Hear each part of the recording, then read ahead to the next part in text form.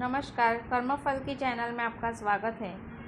हम जो भी कर्म करते हैं, शुभ अशुभ, उसे हमें अवश्य ही भोगना पड़ता है। आइए देखते हैं वाल्मीकि रामायण के एक प्रसंग से। एक बार भगवान श्री राम के दरबार में न्याय पाने के लिए एक कुत्ता पहुंच गया था। जब लक्ष्मण जी ने कुत्ते से पूछा कि क्या बात है, तो कुत्ते ने कहा कि मुझे भगवान श्री राम से न्याय चाहिए। भगवान श्री राम उपस्थित हुए और कुत्ते से पूछा कि बताओ कैसे आना हुआ।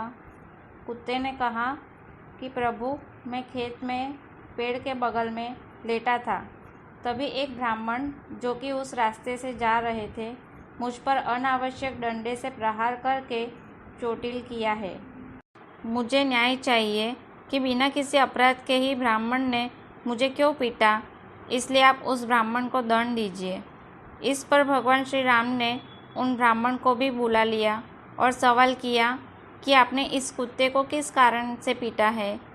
ब्राह्मण ने कहा कि प्रभु, मैं स्नान करने के लिए नदी की तरफ जा रहा था, तो सोचा कि ये कुत्ता कहीं मेरे कपड़े छूकर मुझे अपवित्र न कर दे, इसलिए इसे दूर भगाने के लिए मैंने एक डंडे का प्रहार किया। भगवान ने कुत्ते से पूछा कि तुम बताओ, इनको क्या दंड दिया जाए। तब कुत्ते ने कहा कि प्रभु, मैं आपकी शरण में आया हूँ, न्याय तो आपको ही करना है। इस पर भगवान ने फिर से कहा कि नहीं, तुम बताओ इन्हें क्या दंड दिया जाए और वही दंड इन पर लागू होगा। तब कुत्ते ने कहा कि इन ब्राह्मणों को कालिंजर के एक मठ में मठाधीश बना दिया जाए।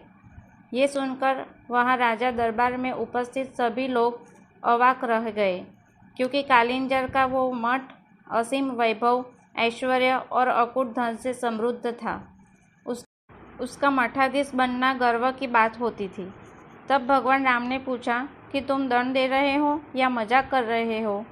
तब कुत्ते ने भगवान श्री राम से कहा कि नहीं प्रभु, मैं दंड दे रहा हूँ, क्योंकि पिछले योनि में मैं वहाँ मठाधीश ही था, पर उस मठ में उपस्थित ऐश्वर्य, समृद्धि, अकूट धन से मेरी बुद्धि भ्रष्ट कर दी थी।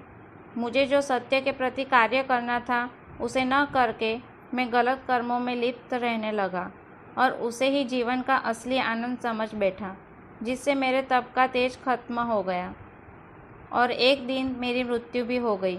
उसके बाद मुझे ये कुत्ते की योनि प्राप्त हुई। मेरे कर्म इतने खराब हो गए थे कि दोबारा मनुष्य जन्म भी नहीं मिला। इसलिए प्रभु, मैं जानता हूँ कि ये ब्राह्मण भी कालिंजर में मठ के मठाधीश होते ही ऐश्वर्य भोग में लग जाएंगे और इनका भी निश्चित रूप से तप का तेज खत्म ही हो जाएगा और ये भी मेरी तरह कुत्ता बन के द्वार द्वार घूमेंगे भोजन के लिए। कुत्ते के रहस्य भरी बातों को सुनकर सभी लोग आश्चर्य से भर गए।